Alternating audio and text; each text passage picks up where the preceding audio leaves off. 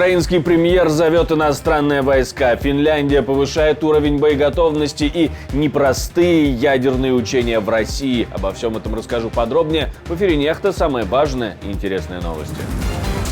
Си Цзиньпин во Франции и хочет участвовать в мирных процессах.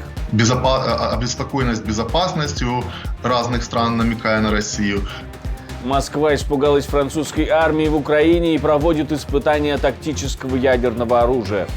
Украина ждет приглашения в НАТО на Вашингтонском саммите. Все к этому уже готово. Если хотя бы представить, что Украина падет, следующими целями России будут Польша, страны Балтии, может быть, другие европейские страны. Спасибо, что смотрите, спасибо за доверие. Не забывайте ставить лайки, оставлять комментарии. Не забывайте про кнопочку «Супер спасибо». Она вот здесь, если вы хотите поддержать нашу работу. Это очень важно для нас.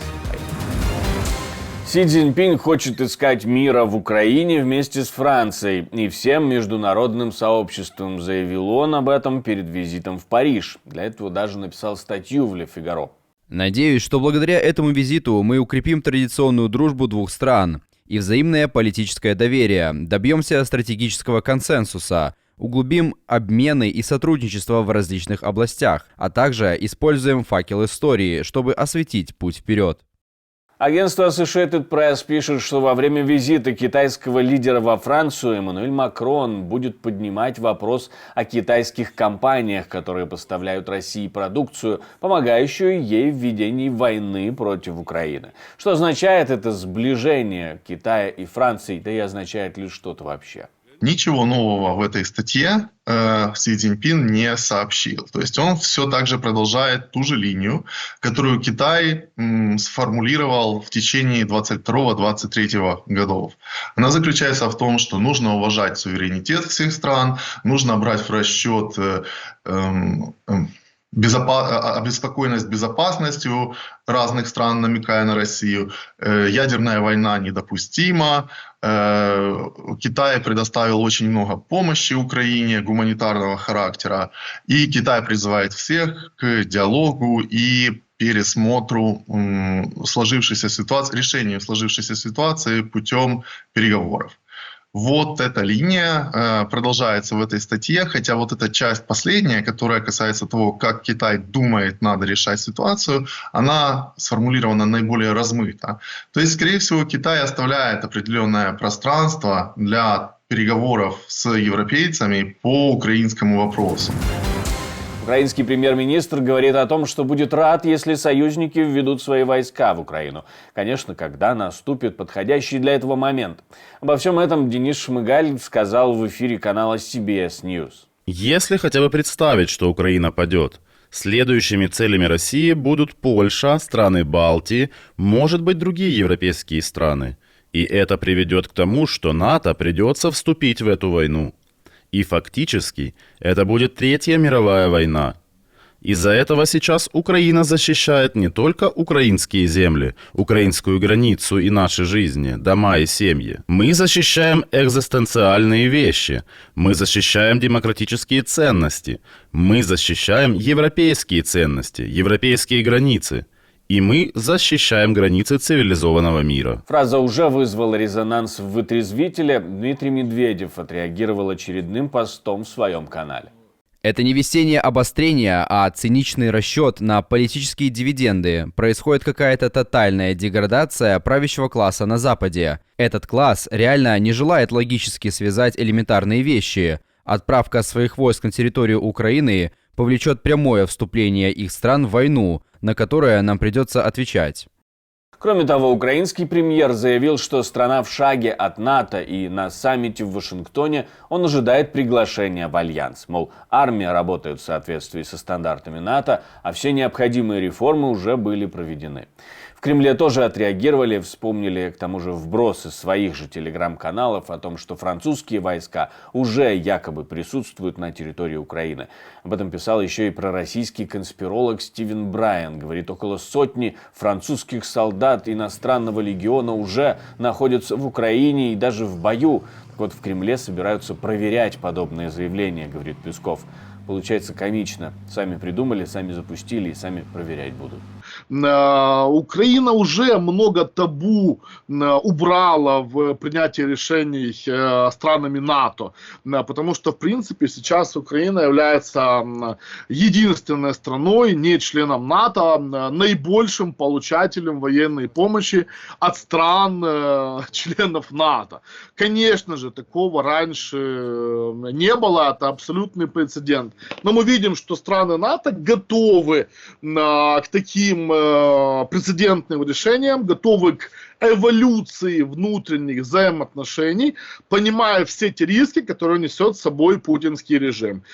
И без подобной эволюции отношений, как внутренне, так и с внешними партнерами, конечно же, далеко не зайдешь. Я думаю, будут уже в ближайшее время решения по обеспечению безопасности со стороны стран НАТО по вопросам ПВО и ПРО. Да, я не исключаю, конечно, уже сейчас по инициативе Макрона введение полубоевого контингента, который не будет принимать, конечно же, участие в прямых боевых столкновениях, но будет помогать в Украине в помощи, собственно, обеспечению безопасности на границе, по борьбе с контрабандой, по обеспечению внутренней безопасности и по очень болезненному для Украины вопросу, это разминирование, собственно говоря, территорий. Реагировал Песков и на заявление о том, что Путин поручил Генштабу проверить готовность тактического ядерного оружия. Минобороны РФ сообщила, что Генштаб по поручению российского диктатора проведет учения ракетных соединений Южного военного округа и сил военно-морского флота. Планируется отработать так называемые вопросы применения нестратегического ядерного оружия.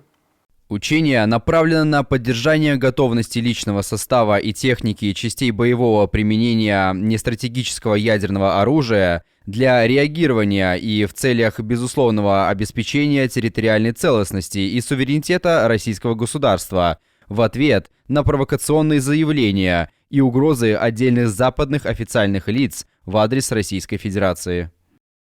Это связано вот часть, собственно, исчерпывающая. Об этом сказано в заявлении Министерства обороны Российской Федерации. Там и добавить нечего.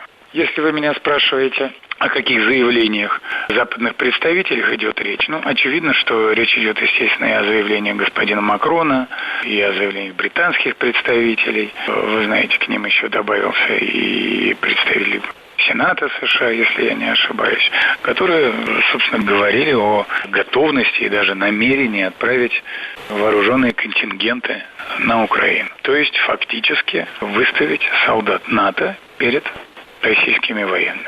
Это совсем новый виток эскалации напряженности, он беспрецедентный, и, конечно, он требует особого внимания и особых мер. Очередной виток ядерного противостояния пока только на словах. Путин снова создает картинку того, что инициатива в эскалации за Западом. К чему это может привести, мы спросили у эксперта. Но ради достижения этих своих целей, чтобы они могли перебросить свои резервы на другие участки, которые очень провисли, а это, конечно же, направление стран Балтии, Польши и Ближний Восток и Средняя Азия, где Россию выбрасывают буквально их влияние с разных стран. Туда заходит Китай прежде всего, усиливаются позиции Турции, и так далее и тому подобное. Одним словом, Россия завязла. И для того, чтобы поднять уровень эскалации и все-таки подтолкнуть стороны к каким-то переговорным процессам на условиях России, вот в том числе ядерная тематика используется всегда. Все сейчас вот готовы даже к показательному использованию ядерного оружия, чтобы ни у кого не было сомнений, такое испытание, да, что оно как бы у них до сих пор еще работает. На это, собственно, западный мир уже ответил инициативами Польши, Германии и целого ряда стран Европейского Союза и НАТО, что они проявили инициативу разместить у себя на территории ядерное оружие Соединенных Штатов Америки. Америки. И, конечно же, Франция также не отсиживается, и заявление Макрона по поводу ядерной эскалации как бы тоже довольно звучит резко. Финляндия повышает свою боеготовность на фоне вероятного российского вторжения, пишет об этом Financial Times. Генерал-лейтенант финских вооруженных сил, который отвечает за снабжение, говорит, что ведомство завершило проверку договоров на поставки и оказание услуг на время войны. Говорит, что активировали некоторые из них, проверили все соглашения, проверили закупки не только боеприпасов, но и других материалов, а также планы и готовность стратегических партнеров. Это в нашей ДНК. Россия уважает силу. Сила состоит как из воли, так и из возможностей. Воля есть. Воля народа к защите страны, наверное, самая высокая в мире. Потенциал, материальная база, находится на достойном доверии уровня. На создание такого потенциала уходят годы. Вы не сможете сделать это за год или два.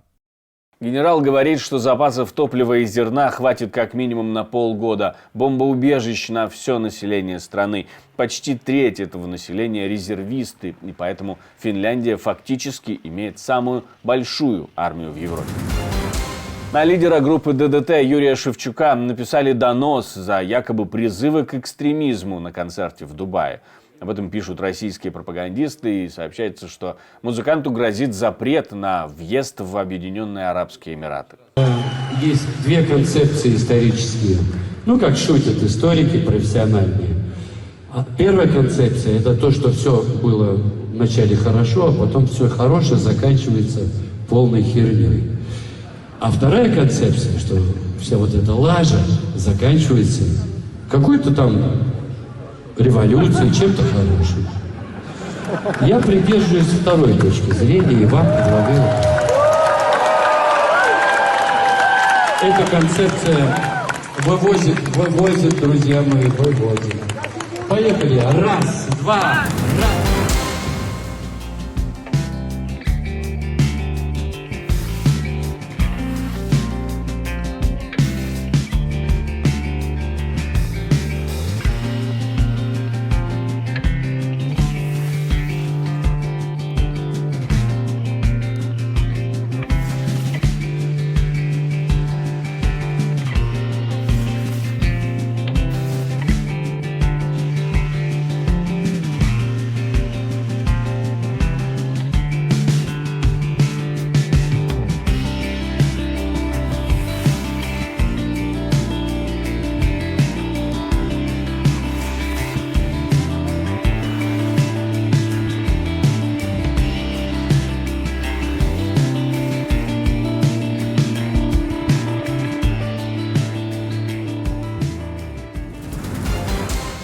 Я хочу напомнить вам, что мы существуем только благодаря вашей поддержке. Наши видео практически не монетизируются YouTube, такие правила у этой платформы, поэтому присоединиться к клубу наших спонсоров можно по ссылкам, можно нажать кнопку «Супер спасибо», можно отправить нам донаты. Всем этим вы сможете поддержать нашу работу и поддержать выход новых видео. Можно еще ставить лайки, оставлять комментарии, подписываться на канал, так больше людей увидят нашу продукцию, наши видео.